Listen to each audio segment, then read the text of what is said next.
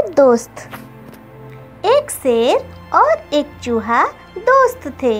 दोनों के घर पास पास थे। एक दिन शेर को एक शिकार मिला। उसने चूहे को आवाज़ लगाई, आओ दोस्त, मेरे साथ खाना खा लो। तुम्हें जो खाना है खाओ, मुझे इससे ज़्यादा ज़रूरी काम है। बाहर से आवाज़ आई। शेर को बड़ा बुरा लगा।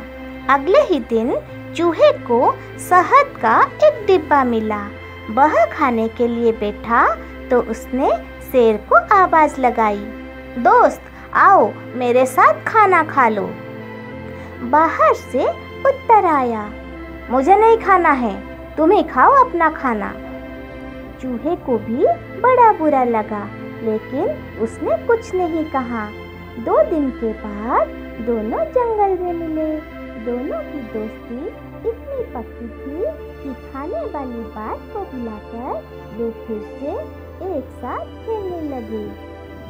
बातों बातों में दोनों को पता चला कि शेर ने जब चूहे को आवाज़ लगाई थी तो उसने सुना ही नहीं था, ना ही चूहे ने कोई रूखा जवाब दिया था। शेर ने भी यही बात चूहे को बताई। चूहे की आवाज़ ना तो उसने सुनी थी, ना ही कोई खराब सा जवाब दिया था। जरूर कुछ गड़बड़ है, दोनों एक साथ बोले। हमको पता लगाना होगा कि कौन हम दोनों की दोस्ती तोड़ने की कोशिश कर रहा है।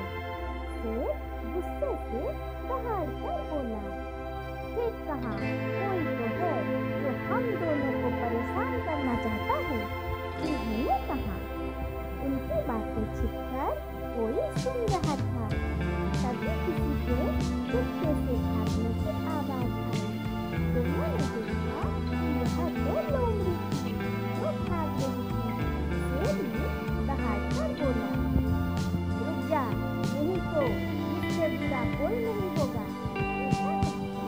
शेर ने लपककर लोमड़ी को पकड़ लिया।